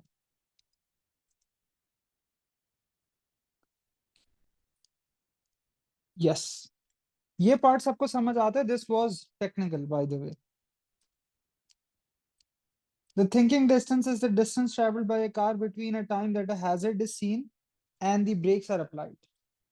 ठीक है, braking distance is the distance travelled while the car slows down to rest. ये आपको दिखा रहे हैं thinking of braking distances for an alert driver when the car travels at different speeds. तो ये अलग अलग स्पीड पे जा रहा है ना। सो यू कैन प्रॉब्ली सी कि यहाँ पे ये क्या हो रहा है, ब्रेकिंग डिस्टेंस 7 से बढ़ा, फिर और ज्यादा बढ़ा। So in your paper you would do this via a calculator. +7 हो रहा है, देन यू कैन सी +11, फिर यू कैन सी +16। 7 और 11 में 4 का फर्क, इसमें और इसमें 5 का फर्क।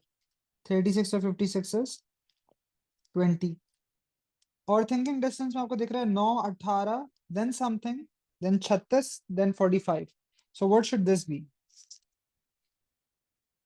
बिल्कुल, table of 9, this is 27। Very good.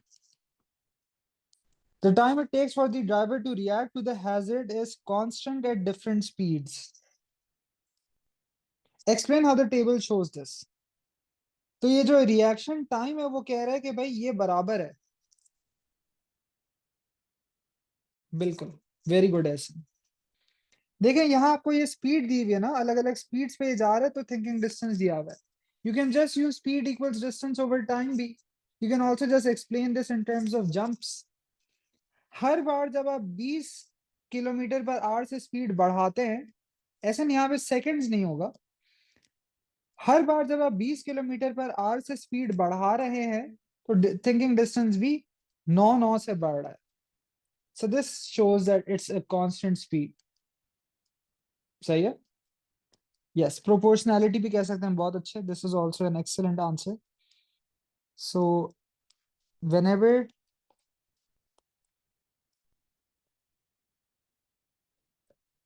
the speed increases by 20,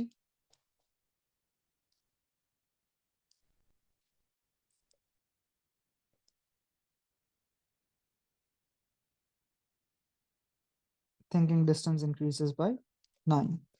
किसी को ये रीजनिंग अच्छी नहीं लग रही, वो फॉर्मूले से भी दिखा सकता है कि भाई अगर मैं कुछ दो अलग अलग वैल्यूज निकाल लूं. Speed is distance over time, so time is distance over speed. So ये 9/20 निकाल लें, एक और वैल्यू निकाल लें 36/80. You can show that these are equal.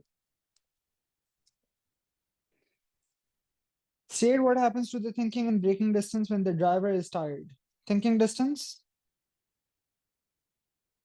obviously increases, slower reaction time.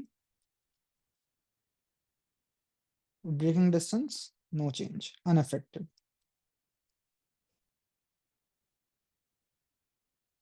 ठीक है, इस सवाल में कोई मसला बच्चों? Thinking distance, stopping distance, braking distance plus kinematics is very important for the exam. ये जरूरी चीज है, बहुत जरूरी चीज. You have a question very similar to this one in your paper.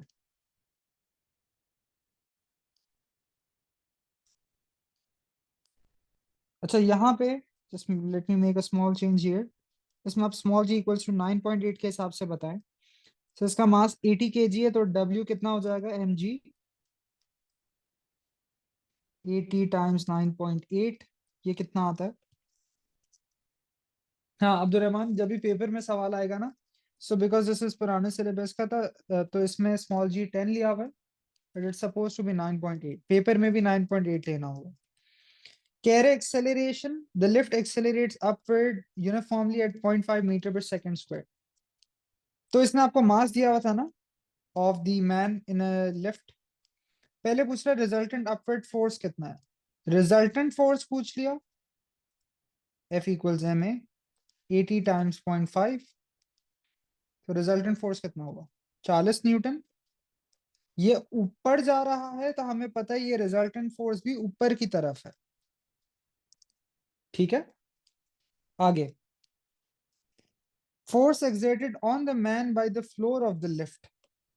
Now in this case again it would help to make a small free body diagram. भाई ये जो ऊपर फोर्स लग रही है वो क्या है? ये वो फोर्स है जो फ्लोर लगा रहा है. It's sort of like a reaction force. और नीचे वाली फोर्स क्या है? It's the weight. ठीक है. सो यहाँ ये जो रिजल्टेंट फोर्स है, इसने भी आपको बताया ना ऊपर की तरफ एक्सेलरेट कर रहा है. सो कैन वी से कि रिजल्टेंट फोर्स जो है this is R minus W. Yes. So R would then be resultant force plus W. Resultant force अभी निकाला 40, वेट निकाला हुआ था 784. तो ये कितना आता है? 824. ये सबको समझ आता है?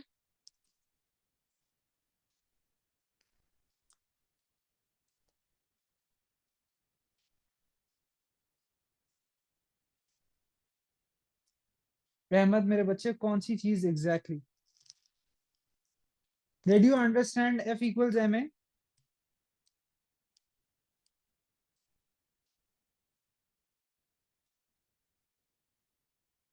अच्छा चले मैं फिर से बता दूं. देखिए पिछले पार्ट में F इक्वल्स ma किया था ना, ये रिजल्टेंट अपवर्ड फोर्स निकाला था.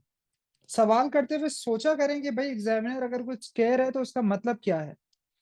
ये अपवर्ड फोर्स है. सही है. तो अपवर्ड फोर्स आपके पास वो आ रही है ना जो वो फ्लोर लगा रहा है आदमी पे. ये ऊपर की तरफ है, वेट नीचे की तरफ है. अगर ये एक्सेलरेट ऊपर की तरफ कर रहा है, इसका मतलब रिजल्टेंट फोर्स भी ऊपर की तरफ होना चाहिए. तो क्या मैं कह सकता हूँ ऊपर वाली force has to be larger than नीचे वाली फोर्स? यस, बिल्कुल कह सकता हूँ. So the resultant force is then R minus W. I need to find R, so I just rearrange the formula. R would be resultant force plus W. ठीक है। अच्छा ये सवाल, अब आगे इसमें काइनेमैटिक्स का graph. The lift accelerates upward uniformly from rest for 4 seconds and then decelerates uniformly to rest in 4 seconds. Total distance traveled is 8 meter. On 2.2 sketch the distance time graph for the journey. पहले कह रहा है कि this accelerates upwards, अगर ये accelerate कर रहा है तो डिस्टेंस टाइम ग्राफ कैसा बनेगा? नहीं, ट्रायंगल बनता अगर ये स्पीड टाइम ग्राफ होता अली। अगर ये एक्सेलरेट कर रहा है इसका मतलब है स्पीड इज इंक्रीजिंग। इसका क्या मतलब है? This is a distance time graph, because this is a distance time graph the gradient must also be increasing। तो पहले आपका बनेगा इंक्रीजिंग ग्रेडियंट वाला कर्व, ठीक है। फिर ये बोल रहा है कि फिर ये डीसेलेरेट करता है। ये एक्सेलरेट था, डीसेलेरेट का मतलब स्पीड कम होगी तो ग्रेडियंट कम होगा।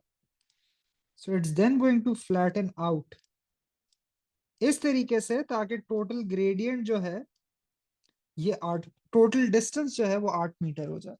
ये भी अच्छा खासा टेक्निकल सवाल था।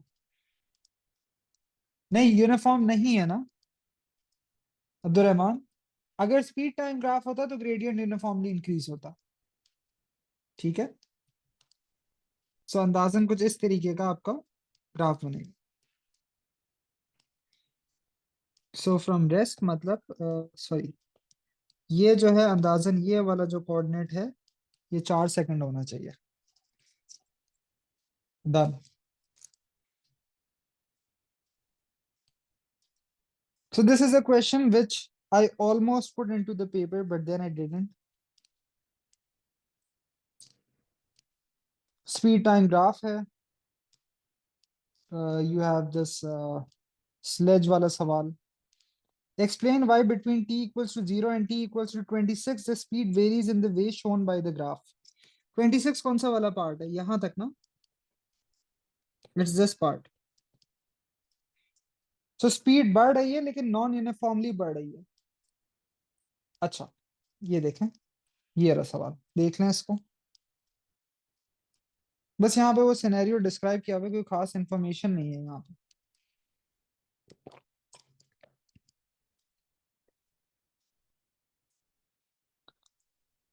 सो यहाँ पे स्पीड जो है थ्रू आउट बढ़े नहीं जा रही है, बल्कि यहाँ पे आप देख सकते हैं टर्मिनल वेलोसिटी सी भी रीच हो जाती है। वो आपको कह रहे हैं बताएं कि भाई क्यों स्पीड ऐसे हो रही है। तो क्या कहेंगे? तो सबसे पहले आप कहेंगे कि भाई शुरू में नहीं, ऐसा ना, अभी ये दीवार से टकराया ही नहीं है। और अगर आपने ऊपर वाला सवाल पढ़ा होता ना तो वो दीवार को टकराने से पहले आके रुक जाता। He comes to a stop before hitting the wall. So यहाँ पे क्या हो रहा है? और ये 26 तक पूछ रहा है, उसका आगे का पूछ भी नहीं रहा। तो यहाँ पे आप कहेंगे कि भाई as speed increases, because you saw that terminal velocity वाला पार्ट ऊपर। So as speed increases air resistance increases.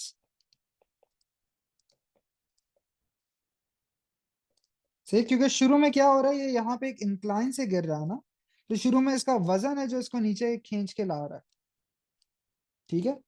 So speed increases the air resistance increases.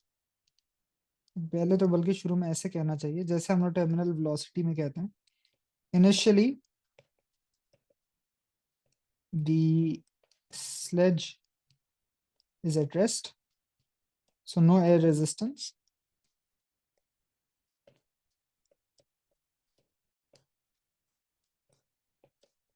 तो इस वजह से आपके पास सिर्फ एक्सेलरेशन होता है।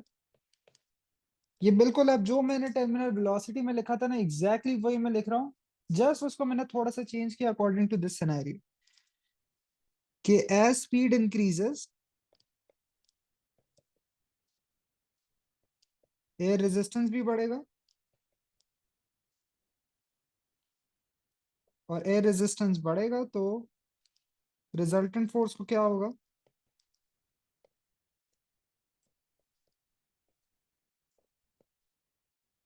रिजल्टेंट फोर्स और एक्सेलरेशन डिक्रीज होंगे।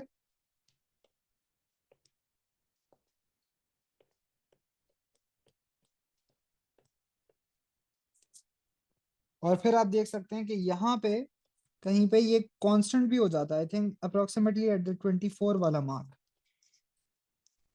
तो फिर मैं ये एग्जामिनर को थोड़ा सा फ्लेक्स करके बताता हूँ कि भाई at around 24 seconds the forces become balanced,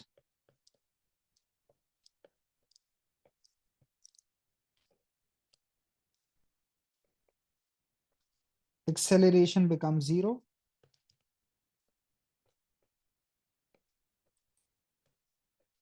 and terminal velocity is reached.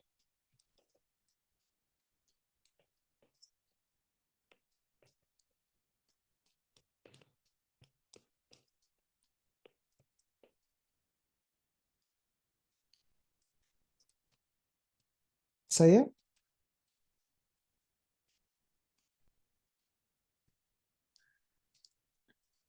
बच्चों, ये समझ आया? नहीं, फ्रिक्शन तो देखे ना, इस केस में बिल्कुल फ्रिक्शन भी कह सकते हैं। इसने अगर क्या यहाँ पे कुछ कहा तो नहीं था ना कि फ्रिक्शन नहीं है। So you can say friction, you can say air resistance. Snow covered है, सो इट्स जस्ट कि स्नो होती है तो फ्रिक्शन कम होता है।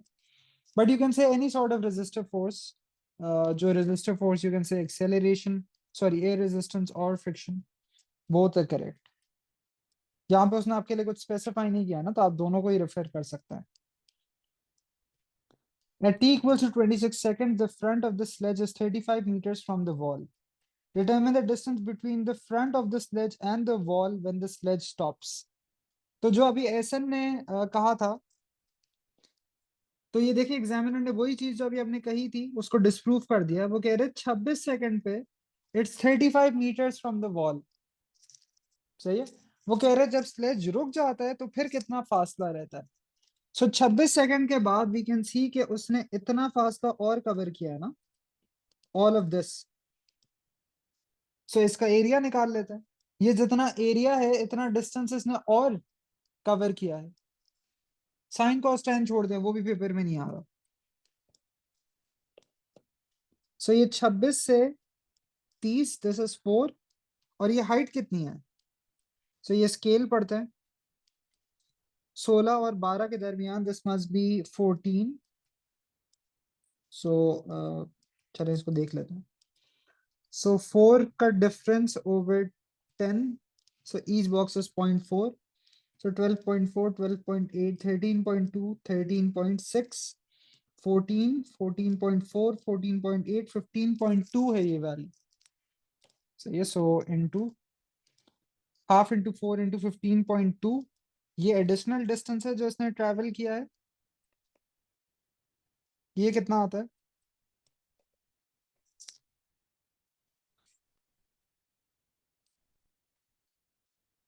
पाइथागोरस क्यों लगाएंगे भाई? एरिया निकालना है, लेंथ थोड़ी निकालनी है। अच्छा, ये चीज भी मुझे नहीं समझ नहीं पता, काइनेमेटिक्स के ग्रैंड टेस्ट में बहुत सारे लोगों ने पाइथागोरस लगाया हुआ था in the last question which was there. 30.4 आता है ना? तो आप बताएं इसका डिस्टेंस कितना होगा फिर वॉल से?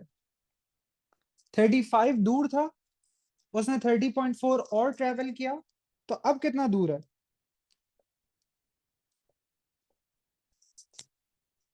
Yes. No, it must be 4.6 not 6.6। ये भी अच्छा सवाल है, और इसी वजह से मैंने नहीं दिया। मुझे पता था आप सब लोग जो है ना यहीं पे बिल्कुल। हाँ, सो अच्छा हुआ मैंने नहीं दिया।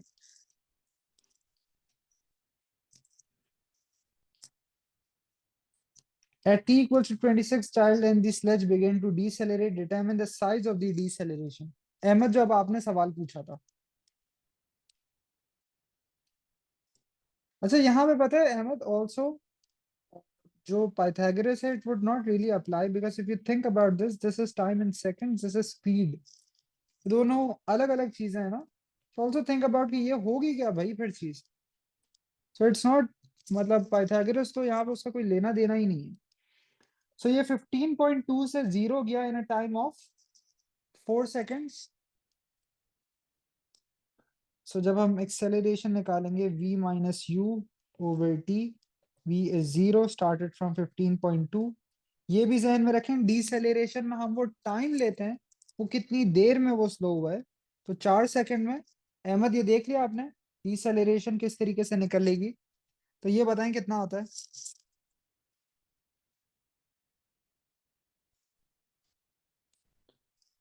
अब देखें ये वाली वो चीज है जो अभी कुछ देर पहले अली पूछ रहा था। वैसे ये -3.8 मीटर पर सेकेंड स्क्वायर है।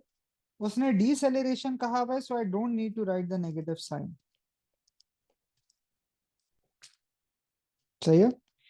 डीसेलेरेशन आ गया। अब वो कह रहे हैं mass of child is this much, mass of sledge is this much, calculate resultant force F equals M A, सीधा सीधा। मास बस टोटल मास होगा। 46 + 9 टाइम्स द 3.8। ये 3.8 एग्जैक्ट आया था। नेगेटिव साइन वैसे लिख देंगे तो मैं मार्क नहीं काटूंगा in your examiner, in your mark scheme as well. इसका एक टॉलरेंस होता है, वो इसका मार्क नहीं काटते हैं, but technically it's not right. ये छोड़ दें energy transfer. At t equals to 26, when the brake is first applied, the child jerks forward on the sledge. Explain why. Child क्यों आगे जाएगा भाई जब ब्रेक लगता है तो? Very good. Inertia. But don't just write inertia. So you'll say कि the child has a forward movement.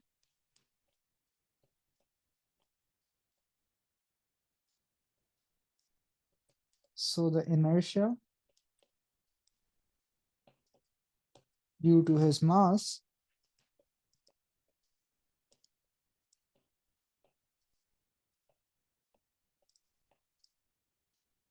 causes him to move forward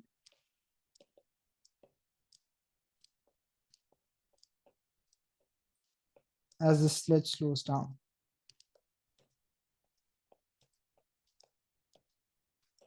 सही है? Done. Can you show the graph for a second? Sure.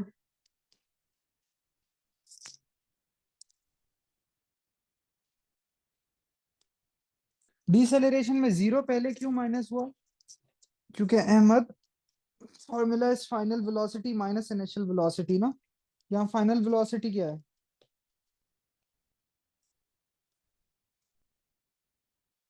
ये नजर आ रहा है and में वो कितनी वेलोसिटी पे पहुंच जाता है? जी। All right. सही। So the last topic is elastic deformation. ये जो हमने सारे सवाल देखे थे, this was kinematics, circular motion and सारा डायनामिक्स कंबाइंड। इलास्टिक डिफॉर्मेशन में किसी को कोई कॉन्सेप्ट में मसला है? आई थिंक इसमें मैंने बहुत ज्यादा टाइम लगाया तो था, बट नो वरीज, अगर है तो मुझे बता दें। गो थ्रू दिस।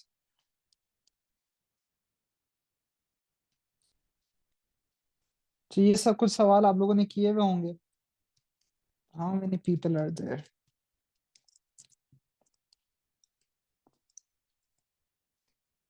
कुछ देर पहले बहुत सारे लोग थे। खैर, this is also a lot. हम्म। Extension mass graph for the spring is shown. ऐसा याद करें तो ऐसा मिलता जुलता सवाल हम लोगों ने क्लास में किया था।